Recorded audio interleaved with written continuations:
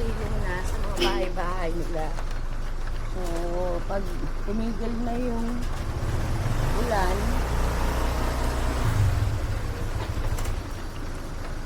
aalis naman na sila.